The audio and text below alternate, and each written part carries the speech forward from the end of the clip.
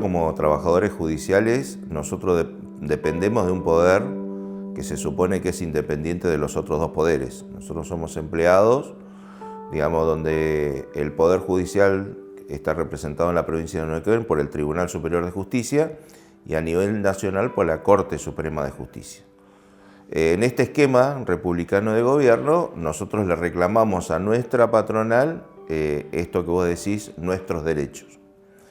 Nuestros derechos que vienen siendo desde hace muchos años también no reconocidos, por ejemplo, la negociación colectiva. Nosotros a nivel nacional estamos reclamando en el marco de la federación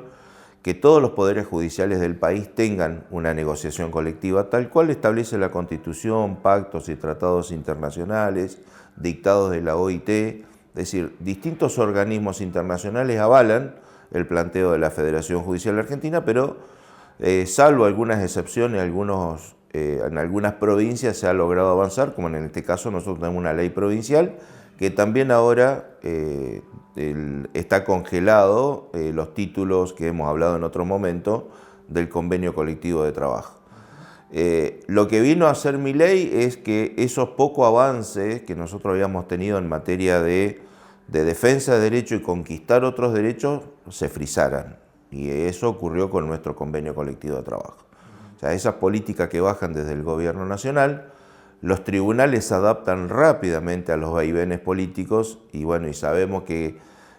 las cortes siempre han avalado hasta dictadura. Nosotros tenemos esa impronta en los distintos comportamientos de los tribunales y de las distintas Cortes Supremas de Justicia. Siempre ven a ver qué pueden negociar con el gobierno de turno en función de intereses sectoriales,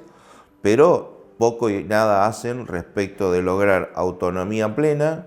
que ser un poder verdaderamente independiente. Y bueno, y acá en la provincia de Neuquén no escapa esa lógica que se da a nivel nacional, de que los tribunales rápidamente se adaptan a los gobiernos provinciales y obviamente le cumplen todos los deberes. Y nosotros como empleados del Poder Judicial y nucleados en el sindicato, desde hace muchísimos años venimos reclamando que si vivimos en un sistema republicano de gobierno donde tiene que existir división de poderes, donde es lo que te enseñan en la facultad te enseñan que existe la división de poderes, que la república se representa en estos tres poderes, Poder Judicial, Poder Ejecutivo, Poder Legislativo, pero la realidad nos muestra permanentemente que el único poder es el Poder Ejecutivo. Ahora, en esto, digamos, lo que vino a hacer mi ley, digamos que vino a desterrar derechos que costó años en lograrlos, muchos años de lucha de las distintas organizaciones y demás. Ahora lo que nosotros reclamamos como empleados judiciales es que la Constitución siga valiendo, que el derecho laboral siga existiendo, porque ha sido una construcción de un Estado social y democrático que ha costado llegar a estas instancias. Y hoy no podemos perder todos esos derechos tal cual se ponen en cuestionamiento ahora con lo que significa la ley base, que significa un retroceso enorme para los trabajadores y trabajadoras, y nosotros como empleados judiciales lo que nosotros tenemos que reclamarle tanto a los tribunales de distintos puntos del país, sino a la Corte Suprema de Justicia, que tomen cartas en el asunto y que declaren las inconstitucionalidades que hayan que declarar en función de este avance del Poder Ejecutivo, no solamente sobre los otros poderes, sino también sobre los derechos en general de todos los trabajadores y trabajadoras.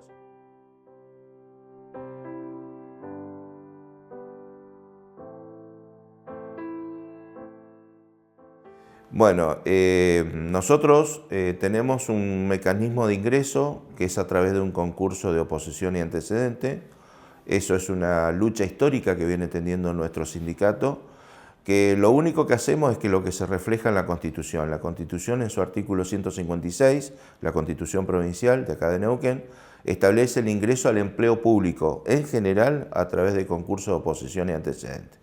Nosotros como judiciales defendemos eso como bandera de lucha, porque también le da la posibilidad a cualquier hijo de trabajador que pueda ingresar al Poder Judicial sin necesidad de andarle golpeando la puerta a ningún político de turno. A partir de lo que significa, y después una vez que ingresamos tenemos un periodo de prueba de 6 meses, que en estas discusiones de nuestro convenio colectivo de trabajo logramos acortar a 3 meses ese periodo de prueba, pero ahora con la ley base ese periodo de prueba se puede llevar hasta 1 año e incluso despedirte sin indemnización alguna.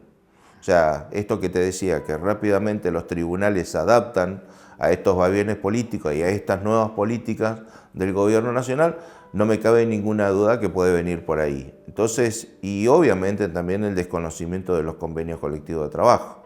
Entonces, esto de tener también colaboradores, nosotros hace muchos años en el tribunal enfrentamos una política que nos quisieron precarizar el ingreso al Poder Judicial sobre la base de que empezaron a contratar personas que la disfrazaron con las pasantías, con el régimen de pasantías, y eran personas que trabajaban por la mitad del sueldo de un ingresante, ingresaban a distintos lugares de la provincia. Dimos una fuerte pelea desde el sindicato y logramos que esas pasantías, que esos pasantes, que era una precarización laboral lisa y llana porque no reunía los requisitos de una pasantía, como es vos estás estudiando, digamos, el régimen de pasantía a nivel nacional establece que vos tenés que tener un horario determinado, con un profesor tutor que va haciendo el seguimiento de cómo te vas desarrollando en la tarea, que lo lógico es, vos ves la teoría en la universidad, pero la práctica la veías acá en la oficina judicial. Lo que establece el régimen nacional de pasantía. Esto era un trabajo encubierto, una precarización encubierta, sobre la base de empezar a tener otro mecanismo de ingreso al Poder Judicial. Felizmente dimos una fuerte pelea, logramos que esas pasantías dejaran de existir y logramos sostener esto que decía antes, que es el ingreso por concurso. El año pasado se terminó un concurso extensísimo que duró casi todo el año. Hay un orden de mérito, por eso nosotros estamos reclamando que ese orden de mérito se tenga en cuenta y que se empiecen a convocar trabajadores y trabajadoras de ese orden de mérito, porque las necesidades de personal en muchas dependencias es muchísima y nosotros necesitamos que esos compañeros y compañeras ingresen. Entonces, básicamente la ley base le da las herramientas al Tribunal Superior de Justicia de precarizar nuestras condiciones de trabajo. Olvídate de la carrera judicial, que otra conquista histórica también de este sindicato, que nosotros tenemos el ingreso por concurso, pero también el ascenso por concurso. Nuestra categoría máxima es la categoría de prosecretario. Después otros escalafones, como es el de ordenanzas y técnicos, se van jubilando, se van ascendiendo a medida que un compañero se va jubilando, pero en la tarea específica administrativa nosotros tenemos un régimen de concurso que se saca la convocatoria, te inscribís en ese concurso, rendís con un montón de compañeros y bueno, obviamente el que gana va a esa categoría. Si vos aprobás, si hay algunos huecos en el medio de esa categoría podés ascender, o sea que los famosos corrimientos, pero bueno, tenemos el ingreso por concurso y el ascenso por concurso, que son dos banderas históricas de este sindicato y obviamente hoy, a través de la ley base y todo este mecanismo de precarización que bajan desde las políticas del nivel nacional, hoy están en crisis.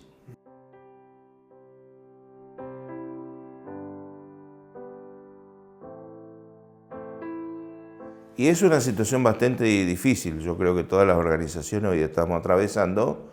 digamos, como que hay un planchazo generalizado, es decir, como que no, muchos compañeros y compañeras no terminan, digamos, de entender lo que significan todas estas políticas de precarización y sobre la base de a mí no me va a tocar. O sea, hay como una sensación, no, acá el Poder Judicial no nos va a llegar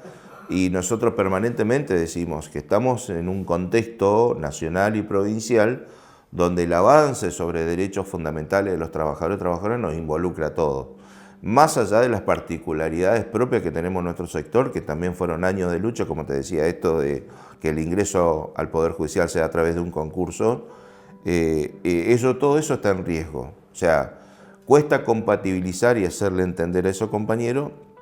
pero bueno, es la tarea que permanentemente tenemos que hacer desde la organización sindical, a través de los integrantes de la conducción, los delegados, y digamos, dando esa discusión en las oficinas, convenciendo al compañero que hay que salir a pelear,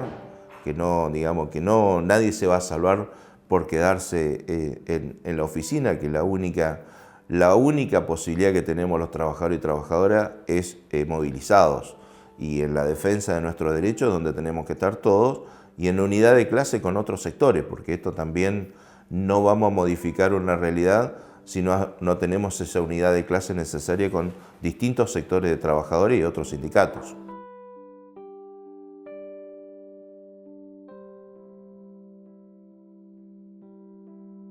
A nosotros nos ha dado resultado, por ejemplo, la intersindical, con ATEN, con algunos sectores del Estado, con CIPROSAPUNE, que son los profesionales médicos, con los legislativos, con UPCN, digamos, con esa organización a través de la intersindical logramos disputar consejeros gremiales en el instituto y logramos tener esos 4 cargos de representación, aunque sea en minoría, de los consejeros en el instituto, que es la representación de los afiliados, ganar esas 4 representaciones. Y eso lo hicimos en el marco de la intersindical. Y después hemos hecho acciones conjuntas, por ejemplo, lo que significó la marcha del 24 de enero, que fue una marcha masiva, donde la intersindical reunió a más de 80 organizaciones sindicales, y bueno, se produjo al menos esa unidad de clase.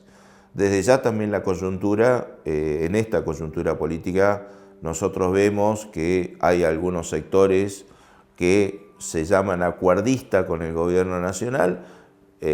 Yo no voy a poner a evaluarme cuál es el comportamiento de esos sindicatos y demás, porque bueno, sabemos que el poder actúa rápidamente, tiene mecanismos de apriete y de lograr de alguna manera adoctrinar y demás, pero en esta coyuntura me parece que donde más que nunca tenemos que tener ese grado de cohesión sumamente necesaria. Y en la provincia de Neuquén, yo siempre digo, nosotros tenemos una provincia que por ahora es una provincia rica, no alcanzamos a ser 1 millón de habitantes, tenemos gas, tenemos petróleo, pero tenemos esas asimetrías económicas que no se dan en otras partes del país. Yo conozco otras provincias a nivel de federación donde básicamente no hay, digamos, un crecimiento económico como tiene la provincia y tampoco tienen las ventajas económicas que tiene esta provincia. Pero acá el problema es básicamente de distribución de la riqueza. Yo soy nacido y criado en esta provincia y siempre digo a los neuquinos nos tenemos que oponer a ser pobres en esta provincia o a sufrir marginalidad. Tenemos el segundo yacimiento más grande de gas y de petróleo y tenemos 20 cuadras de cola para conseguir una garrafa. Entonces, tenemos esa situación económica que es desesperante, pero a la vez en una de las provincias más ricas del país. Entonces, me parece que esta provincia tiene ventajas comparativas respecto de las otras para tener un estándar de vida, porque aparte también convengamos que toda la cuestión económica la fija lo que significa el valor petróleo. La economía básicamente se mueve. Los alquileres se fijan en valores petróleo, los medicamentos, los insumos, la canasta básica, todo en valores de petróleo. Entonces me parece que en esta provincia más que nunca la ciudadanía, los neuquinos y neuquinas y obviamente todos los que vinieron a habitar nuestro suelo, tenemos que tener esa exigencia permanente al gobierno provincial de que merecemos vivir mejor porque las ventajas comparativas las queremos que se redistribuya de manera equitativa esa enorme riqueza que se la llevan, porque se la llevan todas, esa es una realidad. O sea, ¿por qué sigue siendo atractivo venir a invertir en Neuquén? Bueno, que esa es otra discusión que se va a dar a través del RIGI, que es el régimen de incentivo para las grandes inversiones. Obviamente Neuquén va a ser, digamos, el lugar soñado para esas grandes empresas que van a venir a invertir, pero no van a dejar absolutamente nada en esta provincia, porque hasta pueden traer maquinaria obsoleta de otros lugares del país, terminando con lo que se ha desarrollado en esta provincia, que son las empresas tercerizadas de servicios a las empresas petroleras. Lo que significó la pueblada de Plaza Huíncul, Cutralcó, determinó que toda esa economía se vaya teniendo un acceso o un avance económico a través de las pymes. Muchos trabajadores petroleros, los conozco, se han creado empresas tercerizadas de servicios petroleros que son las que hoy, digamos, le cumplen determinados servicios a esa empresa petrolera, pero esa es básicamente la que dan trabajo, la que generan trabajo, la que generan oportunidades para que muchos jóvenes empiecen a trabajar. Bueno, todo eso a través del régimen de incentivo que se establece a nivel nacional, todo eso está en riesgo. Entonces me parece que son todas esas cosas que nosotros las tenemos que ir viendo, que nosotros las tenemos que ir evaluando, porque nos vienen por nuestra riqueza también. Y en lo inmediato y en lo pronto seguir en el marco de organización con otras organizaciones sindicales, sociales y demás, para que a nosotros, digamos, poder, en esta coyuntura que es defensiva de todas las organizaciones, de qué manera nosotros nos seguimos agrupando para defender al menos lo poco que tenemos.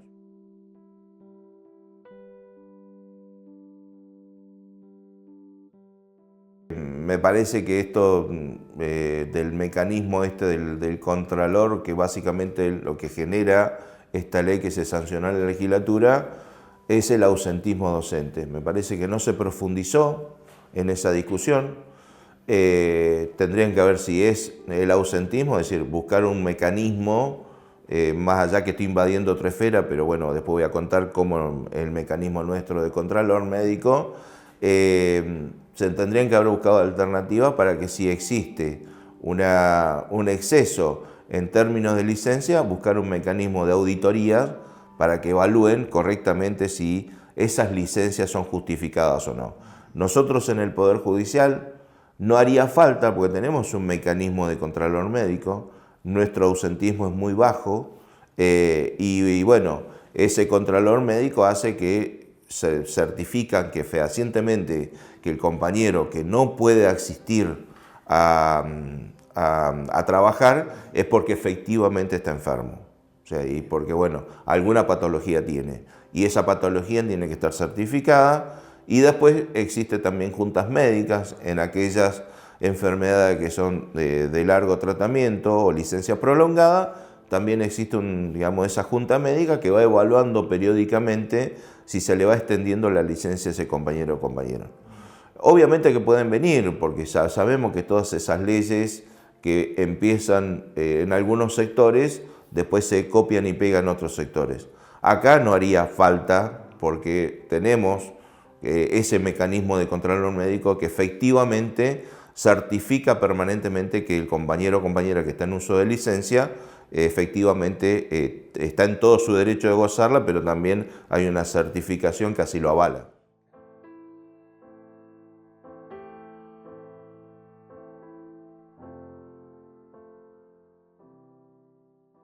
Bueno, nosotros ahí tenemos una ley que a partir del 2017 quienes ingresan al Poder Judicial van a tributar ganancias. Hay compañeros como no superaban a partir de los que ingresaban a partir del 2017, no superaban el mínimo no imponible, no pagaban, digamos, prácticamente nadie. Creo que hay dos vocales que pagan, que son los vocales Busamia y Macieres, que ingresaron después del 2017, pero el resto de los trabajadores y trabajadoras no pagamos. En este nuevo contexto, obviamente que eso se retrotrae y no sabemos si la legislación actual va a borrar la legislación anterior, no sabemos si va a seguir vigente esa ley del 2017. Nosotros desde ya que también estamos en estado de alerta a nivel federación y a nivel sindical, alertando eso, que nosotros seguimos sosteniendo que no tendría que pagar ni lo que ingresaron en el 2017 ni nadie, entendiendo que el salario no es ganancia, es una decisión y un mandato histórico de la federación y los distintos sindicatos que integran la federación, esa decisión de que el salario no es ganancia. Entonces nosotros vamos a seguir insistiendo y si quieren volver con impuesto a la ganancia, obviamente va a haber lucha en el marco de la federación y en el marco de nuestro sindicato para no tributar impuesto a las ganancias. Lo que sí también en nuestra provincia tenemos lo que significó ese 40% de zona que lograron los docentes el año pasado, pero que también incluye a todos los sectores de la administración pública, en el marco de la intersindical vamos a reclamar que ese 40% de zona el gobierno lo siga sosteniendo como, digamos, una parte importante del salario para que se excluya del cálculo de ganancia y una parte importante de los trabajadores y trabajadoras de esta provincia no paguen. Pero bueno, la primera pelea es que el salario no es ganancia. Después, bueno, ¿cuáles las alternativas que se van dando? Y bueno, tenemos legislación que así lo avala.